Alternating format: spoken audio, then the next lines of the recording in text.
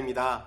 1월 13일 행복한 아침 묵상으로 천안침례교회 성도님들께 인사드립니다.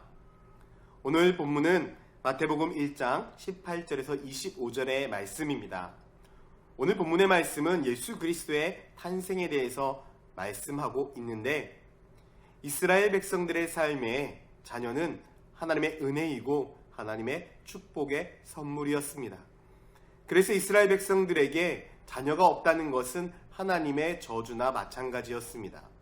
우리가 잘 알고 있다시피 한나도 사무엘 선지자가 태어나기 전까지 자녀가 없어서 하나님 앞에 눈물로 간절하게 기도했던 모습을 볼 수 있습니다. 이스라엘 백성들에게 자녀는 그만큼 중요했습니다.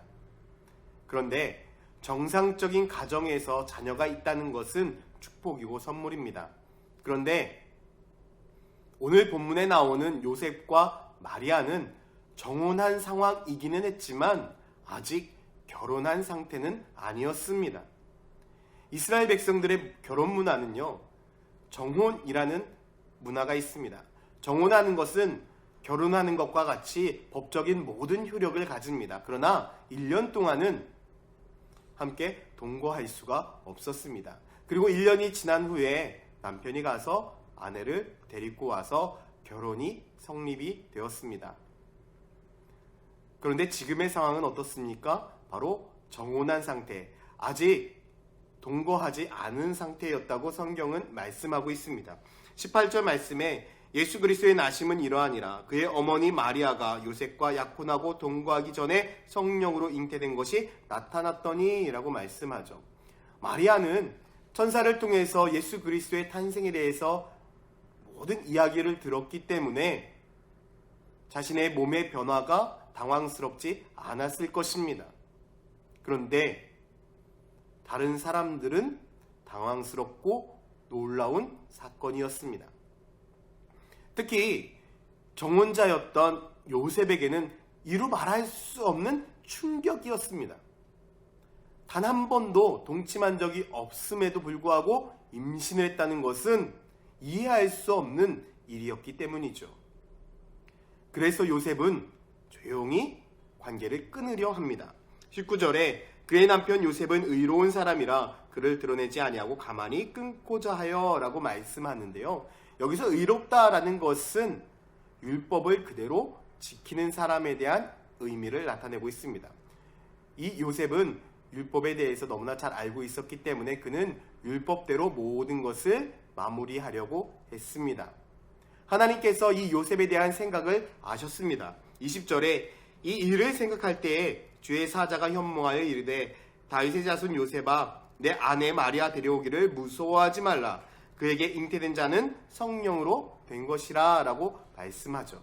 하나님께서 요셉에 대한 생각을 아셨습니다. 그리고 그 즉시 천사를 통해서 하나님의 놀라운 구원의 계획을 말씀하고 있습니다. 그리고 오래전부터 약속하셨던 그 말씀을 이야기합니다. 23절에 보면 보라 처녀가 잉태하여 아들을 낳을 것이요 그의 이름은 임마누엘이라 하리라 하셨으니 이를 번역한즉 하나님이 우리와 함께 계시다 함이라. 이 말씀은 이사야 7장 14절의 말씀입니다. 이사야를 통해서 계속해서 하나님께서는 메시아를 보내줄 것이라는 약속을 선포하고 있었습니다. 이사야뿐만이 아닙니다. 미가 선지자를 통해서도 또한 많은 선지자들을 통해서도 이 땅에 메시아가 오실 것에 대해서 말씀하고 있습니다.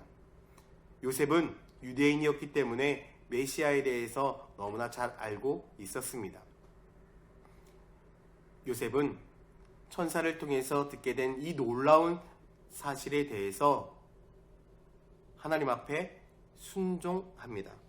24절에 보면 요셉이 잠에서 깨어 일어나 주의 사자의 분부대로 행하여 그의 아내를 데려왔으나 아들을 낳기까지 동침하지 아니하더니 낳음의 이름을 예수라 하니라 라고 말씀하고 있습니다. 그는 천사를 통하여 하나님의 뜻과 하나님의 계획을 안 다음 조용히 마리아를 데리고 마리아가 어려움에 처하지 아니하도록 그를 보살피기 시작했습니다. 그리고 예수가 태어날 때까지 그와 동침하지 않았습니다. 저는 이 말씀을 보는 내내 요셉의 삶에 대해서 묵상을 하게 되었습니다. 여러분들이 생각하기에 요셉은 어떠한 사람이라고 생각이 되십니까? 저는 요셉이 암과 삶이 일치하는 사람이라고 생각됐습니다. 그는 분명 유대인으로 메시아에 대한 말씀들을 너무나 잘 알고 있었습니다.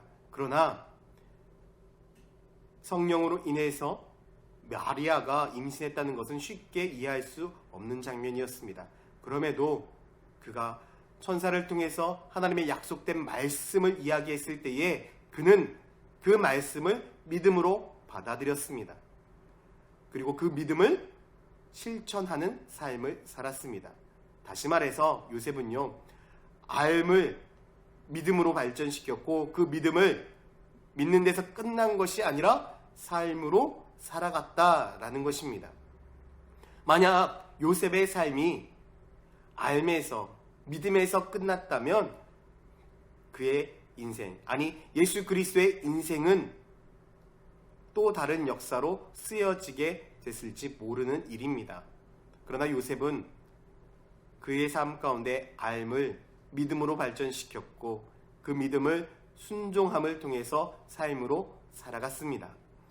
저는 천안침례교회 성도들의 삶이 바로 이런 요셉과 같은 삶이 되기를 소망합니다. 우리는 많은 말씀을 듣고 있습니다. 많은 말씀들을 읽고 있습니다.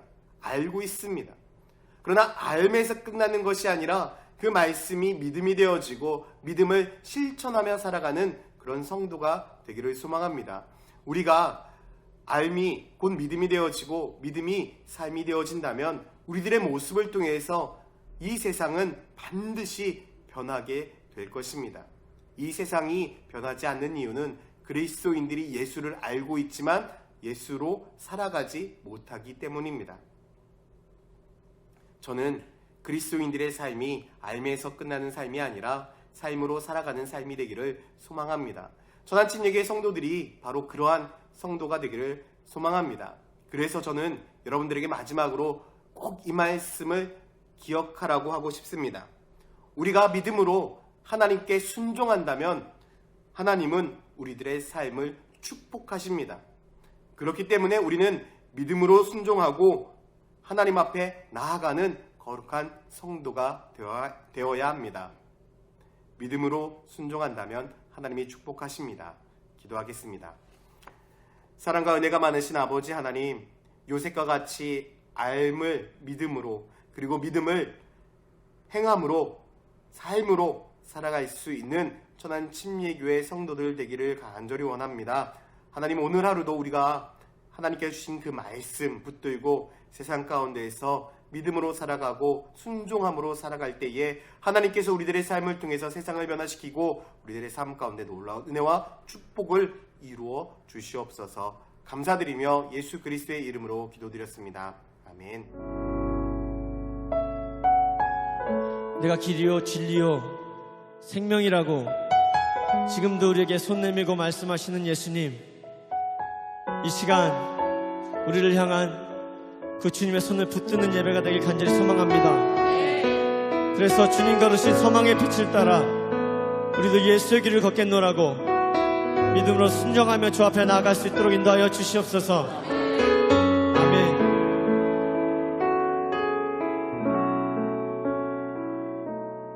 안개 속에서 주님을 보내 아무도 없을 것 같던 그곳에서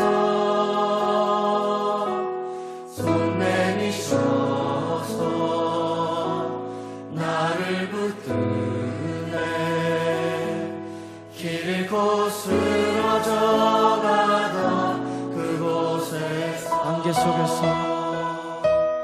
안개 속에서 주님을 보내 아무도 없을 것 같던 그곳에서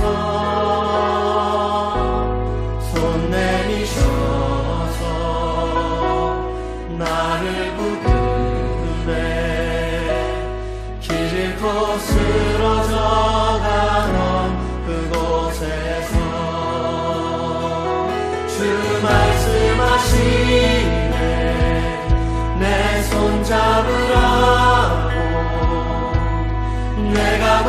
길이요 진리 생명이니 아멘. 나 그 길을 보내 주 예비하시고 다른 길로 돌아서지 않으리 예수의 길 그 좁은 길 나는 건데 주 손 잡고 그 무엇도 두렵지 않네 주님 주신 약속 내게 있으니 세상의 길 그 험한 길 승리하네 성령으로 그 무엇도 바라지 않네 저 하늘에 내 소망 있으니 다시 한번 믿음으로 고백하십시다. 안개 속에서 주님을 보내 아무도 없을 것 같던 그곳에서 손 내미셔서 나를 붙드네 길 잃고 쓰러져 가던 그곳에서 말씀하시고 주 말씀하시네 내 손 잡으라고 내가 곧 길이